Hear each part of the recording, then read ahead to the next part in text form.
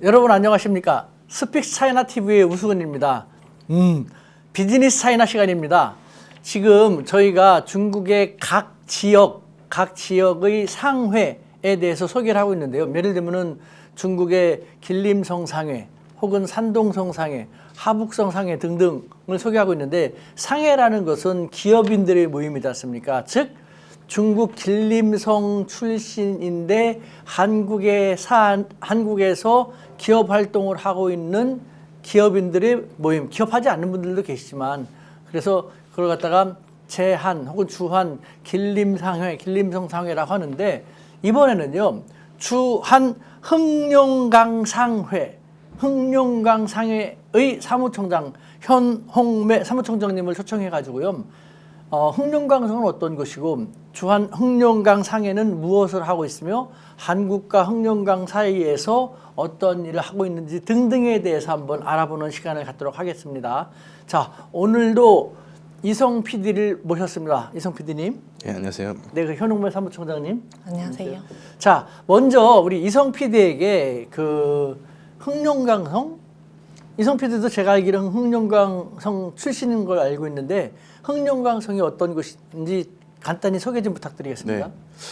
흑룡강성은 중국 제일 북단에 있는 이 성이죠. 예, 동국 삼성하면은 흑룡강성, 길림성, 요녕성 이 세 개의 성을 동국 삼성이랍니다. 그러니까 중국 사람들은 난 어디 출신이냐면은 흑룡 출신이야, 길림 이것보다 동북 출신이야 이렇게 하는 경우가 많아요. 그래서 흑룡강성은 사실은 그 성이지만 면적이 아주 큽니다. 우리가 말하자면은 47만 평방킬로미터, 우리 대한민국의 한 4.7배 규모 정도 되고요. 예, 그리고 인구는 한 3천만 명. 대한민국 전체의 4.7배 정도 된다. 흑룡강성이? 그렇죠. 예. 와.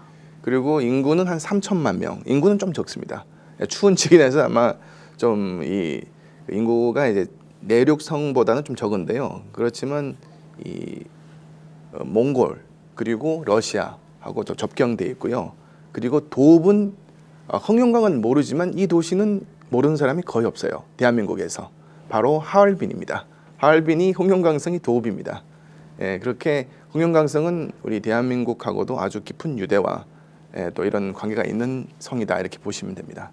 네, 그 이제는 현홍매 사무총장님은 뭐 고향이 어디십니까? 흑룡강이에요. 역시 흑룡강성. 네네네. 좀 먼저 본인에 대해서 간단히 소개 좀 해주시죠. 네, 안녕하세요. 저희는 제한 흑룡강 상회 사무총장 현홍매입니다.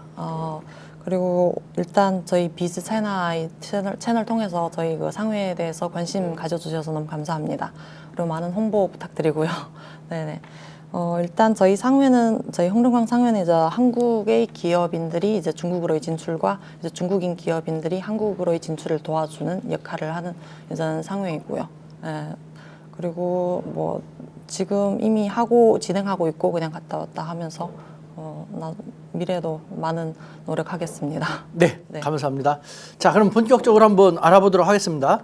중국 동북 지역의 핵심 거점인 흑룡강성 역사, 발전, 그리고 우리 대한민국과는 어떤 인연이 있는지 등등에 대해서 먼저 알아볼까 싶은데요.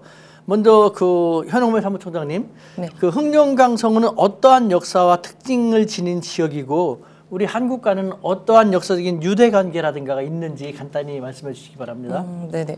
흑룡강에 대한 소개는 방금 PD님이 얘기하셨고요. 그리고 흑룡강성이라고 하시면 한국에서는 거의 다 모르시더라고요. 한국인들은. 근데 할빈, 방금 얘기하시다시피 할빈이라고 하면 다 아시니까 역사적인 그 안중근 의사 그 유명한 그런 역사적인 인연도 있고 하니까 할빈에 대해서는 다 아시는 것 같고, 그리고 그런데 뭐 좀 어린 애들은 아직 그 중국이랑 흑룡강이랑 할빈에 대해서 좀 모르시는 분들도 있더라고요. 그래서 그 부분에 대해서 조금 더 많은 저희도 이제 전파를 해야 될 것 같고요. 예. 그리고 흑룡강 할빈이 제일 유명하고, 그리고 러시아와 이제 국경 접해 있고 하다 보니까 저희 지금 러시아랑 이런 경제 활동도 많이 활성화돼 있고 하니까 한국도 거기에 참여해서 이제 한국, 러시아, 이제 중국 간에 이제 협력해서 이제 전 세계로 나아갈 수 있게끔 하는 게 저희 목표일 것 같습니다. 어떻게 좀 뭐 보강하고 싶은 이야기 있습니까? 예. 그 흥룡강성은 또 아까 우리 한국하고의 유대 관계를 말씀드렸는데요. 사실 흥룡강성에도 우리 중국 동포들이 많이 살고 있습니다. 전체 인구는 한 27만 명. 비중은 전체 중국 동포 비중은 크지 않지만 그렇지만 그 전체 중국 조선족 중국 동포가 170만 명을 통계되어 있는데요. 한 16% 정도 차지한다 이렇게 보시면 되고요.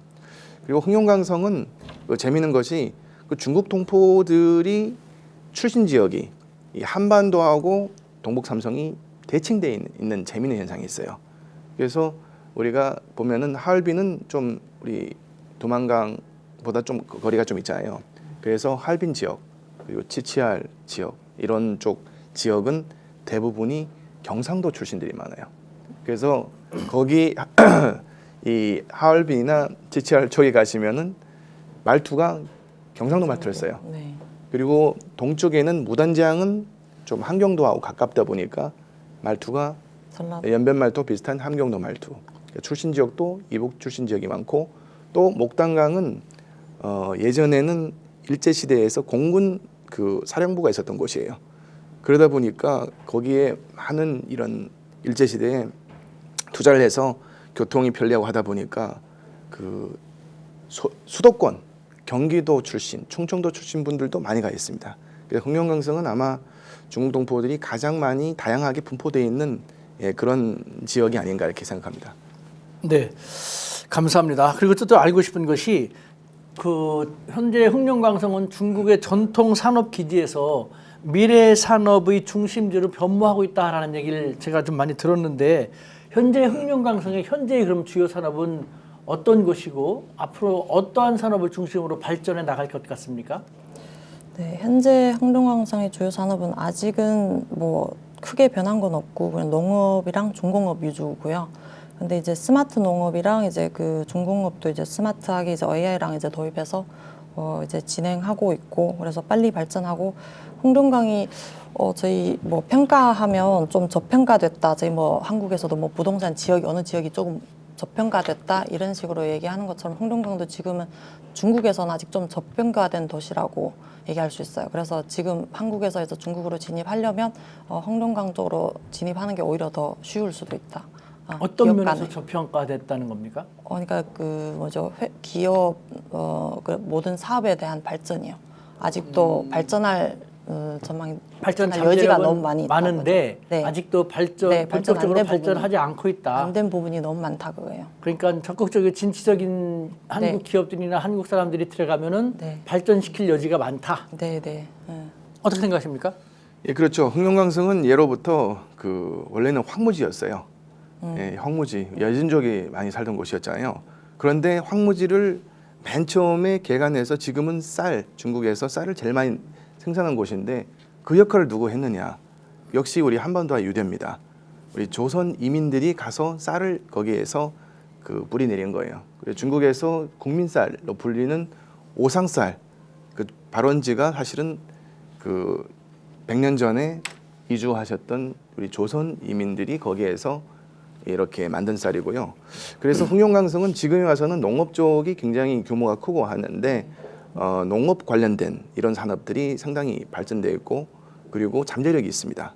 왜냐하면 그 원산지가 거기 네. 많이 돼 있기 때문에 그래서 우리 사실은 우리 한국 내에 수입하는 일정 수량의 쌀도 사실은 그 흥룡강성 쌀 그리고 한국에서 먹는 콩 네. 또 흥룡강성이 콩 생각지 않게 많은 이런 생활이 흥룡강성하고 연결돼 있다 이렇게 볼 수 있는데요. 그래서 흥룡강성은 물론 농업이 발달돼 있지만 거기 하얼빈을 중심으로 해서 또 중공업이 굉장히 발달된 이런 지역입니다. 그래서 하얼빈 쪽에 있는 과거에는 하얼빈이 중국의 가장 유명한 이 중공업 네. 이런 기업들 그리고 대학교 하얼빈 공대, 하얼빈 공정대, 하얼빈 이공대, 흥룡왕대학교 이런 데서 많은 공업적인 이런 기술을 계속 연구와 개발하다 보니까 그런 부분 발달되어 있는데요. 그래서 그 이 바이오 의학, 헬스케어 그리고 이제 스마트 농업, 기능성 식품 또 요즘에는 또 신재생 에너지 또 한 가지는 러시아하고 협력해서 진행하는 네. 한중러 네. 이런 삼각 협력도 흥룡강성을 중심으로 하면은 굉장히 좋은 기회가 생긴다 이렇게 볼 수 있습니다. 네, 이번에는 흥룡강성 하얼빈 하면은 특히 요즘 최근 들어서 한국에는 상당히 인기 있는 겨울에 특히 무엇이 전개됩니까? 빙등 하얼빈에서? 축제죠. 예, 그러니까 눈꽃 축제라든가 뭐 하얼빈 같은 경우 흥룡강성은 중국의 최북단이기 때문에 가장 춥죠. 뭐 그 겨울에 평균 기온은 몇 도 정도 됩니까? 한 영하 20도에서 10도 정도는 됩니다. 그거보다 더 내려가지 않습니까? 10도라면은 한국 10도. 서울도 10도 이상으로 많이 내려가는데. 이 과거에는 30도까지 내려간 적이 있는데요. 근데 또 흥룡강성이 크다 보니까 흥룡강성 온도가 어떠냐 이것도 얘기하기 어려워요. 저 러시아 맨 북쪽에 가면요 영하 40도, 5도까지 됩니다.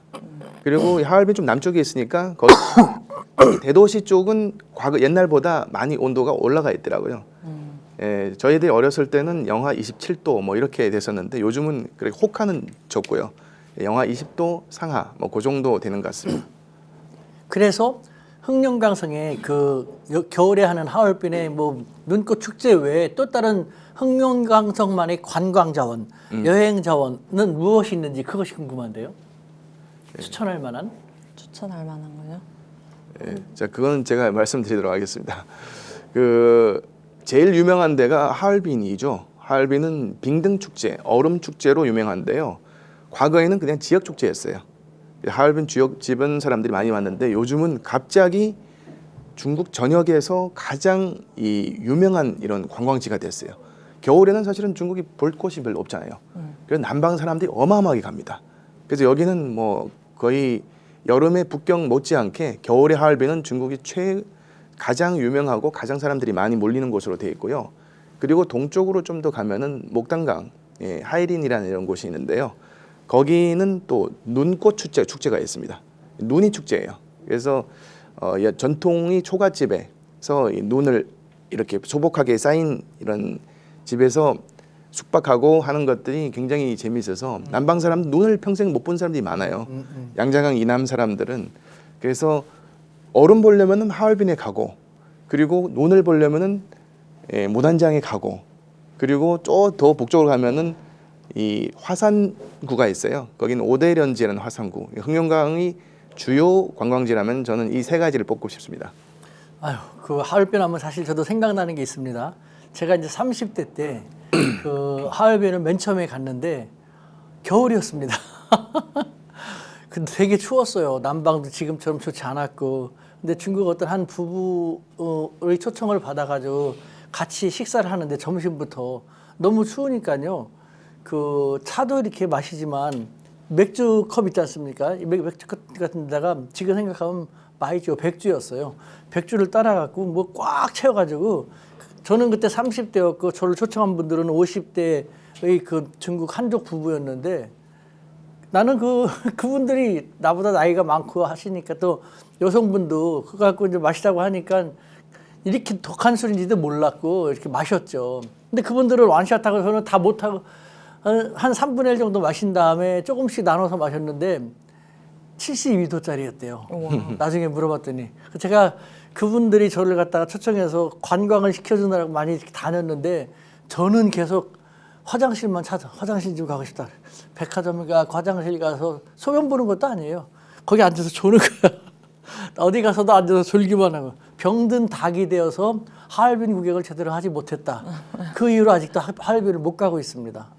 나중에 기회가 되면 저를 한번 데려갔으면 좋겠습니다. 하얼빈 하니까 그 생각이 갑자기 떠오르네요. 자, 그럼 이번에는요. 중국 하얼빈뿐만 아니라 흥룡강성과 한국과 어떤 경제 협력을 어떻게 하고 있고 또 어떤 식으로 경제 협력을 하면 좋을지 그거에 대해서 한번 여쭤보고 싶은데 한국과 흥룡강성이 현재 주로 어떤 분야에서 경제 교류, 기업 교류를 하고 있고 또 어떤 분야가 앞으로 더 유망할지 그거에 대해서 좀 알고 싶습니다. 네네. 일단 저희 흥룡강 상회 사무총장으로서 전 흥룡강으로 자주 갔다 왔다 하고 했었는데 농업 원자재는 진짜 흥룡강엔 진짜 너무 좋고요. 그래서 한국 기업인들이 많이 가서 한번 봤으면 좋겠고 그리고 이제 한국은 또 이제 농산물 이제 가공 기술이 너무 발달돼 있잖아요. 그래서 그걸 이제 흥룡강이랑 같이 협력해서 더 좋은 제품을 개발하고 이제 전 세계로 나아갈 수 있게끔 저희는 그게 목표로 지금 하고 있습니다. 그리고 산동성이랑 한국은 진짜 많이 교류랑 많이 하고 경제 활동 많이 활성화돼 있는데 흑룡강은 아직은 활성화 조금 잘 안 돼 있는 상황이라서 미래는 저희 상호에서 많이 노력을 해야 될 것 같습니다. 네. 예, 뭐 흑룡강성은 이 대부분이 우리 대한민국 국민들한테는 좀 생소한 곳이긴 한데요. 그렇지만 흑룡강성이 농업적인 기반 그리고 역사적인 유대 그리고 관광자원 이런 것들을 보면은 굉장히 많은 교류할 것들이 있다고 보거든요. 그래서 그 중심 허브가 저는 흑룡강 이 상회 같은 이런 민간 단체라고 봅니다. 이런 민간 단체들이 이 흑룡강을 소개하고 또 흑룡강하고의 협력을 또 알선하고 그리고 흑룡강에서 하고 비인삼에서 애로사항이나 어려운 부분이 있으면 또 지원하고 이런 역할을 하면은 우리 한중 간의 이런 경제 교류에 많은 도움이 되지 않을까 이렇게 생각하고 기대를 하고 있습니다. 네, 저희가 더 많이 노력하겠습니다. 네, 그러면 마지막으로 그 두 분에게 그 흑룡강성 반드시 이것만큼은 이야기를 하고 싶다. 한국 시청자들에게 그 하고 싶은 얘기 흑룡강성이라든가 혹은 한국과 흑룡강성에 대해서 자유롭게 마지막으로 한마디씩 해주시기 바랍니다. 먼저 우리 이성 PD. 경제 얘기는 많이 해서 저는 관광 얘기를 하고 싶은데요. 겨울에는 사실은 볼 것이 많지 않아요. 물론 이제 우리 대한민국에서는 평창 스키를 하는 곳이 있지만 이 하얼빈에 가서 이제 좀 몇 개월 지나면 또 겨울이잖아요. 예, 겨울에는 하얼빈에 가서 빙등 축제를 구경하고 모단장 가서 눈 축제를 또 겪어보고 그리고 여름에는 또 아름다운 경박호라는 그런 발해국 과거 왕성에 있는 이런 또 전통적이면서 굉장히 역사적인 그런 요소가 있는 이런 곳을 느낄 수 있기 때문에 그런 쪽으로 많은 관광객들이 흑룡강을 방문했으면 좋겠다 이렇게 생각합니다. 흑룡강성의 여름의 평균 기온은 몇 도 정도 됩니까? 뭐 대한민국하고 비슷하다고 보시면 됩니다. 30도 정도까지 올라가는? 예, 그렇죠. 예. 아유, 그럼 더워서 뭐. 예, 근데 뭐 이 중부 지역, 내륙 지역보다 훨씬 온도는 낮은 편이죠. 서늘한 느낌. 예, 그리고 흑룡강성은 이 평원 지역이기 때문에요. 산이 많지 않아요. 그러니까 뭐 찜통더위 이런 것이 없어요. 예, 그렇지만 뭐 대륙성 기후다 보니까 온도는 올라가긴 합니다. 그렇지만 대부분이 뭐 20몇 도 아주 많이 올라가야 뭐 30도 이상 그건 아주 짧고요.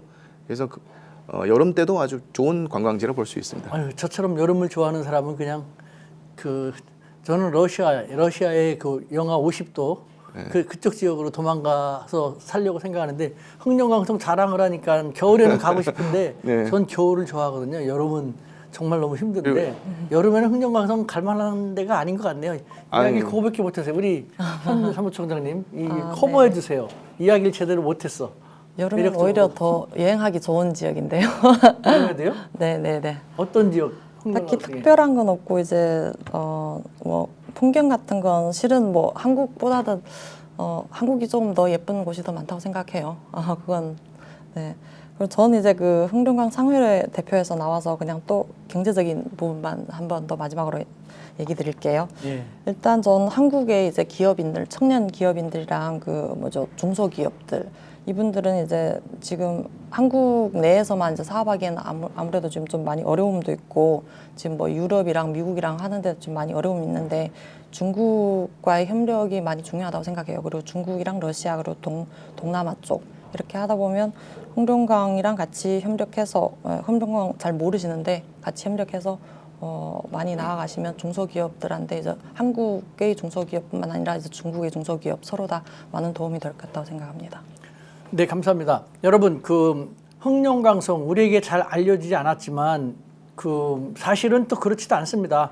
최근 수년 동안은 흑룡강성 하면은 얼음 축제, 눈꽃 축제, 특히 겨울에 우리가 여행하기 좋은 곳으로 많이 알려지고 있는데요. 우리 현옥매 총장님이 말씀하신 것처럼 흑룡강성이 중국 안에서도 경제적인 발전 저력이 있음에도 불구하고 아직 그만큼 발전을 하지 못하고 있는 상태. 어떻게 생각하면은 발전이 이미 많이 된 상태에는 들어가기가 쉽지 않지만 발전이 덜 된 곳이나 저발전된 지역일수록 적극적이고 열정적이며 진취적인 사람들에게는 기회의 땅이 될 수 있지 않습니까? 더군다나 흑룡강성은 중국에서 무한한 광활한 세계에서 가장 큰 대륙인 가장 큰 영토를 갖고 있는 러시아와 그리고 몽골 공화국과도 직접적으로 교류할 수 있는 천혜의 변경지대도 지니고 있거든요.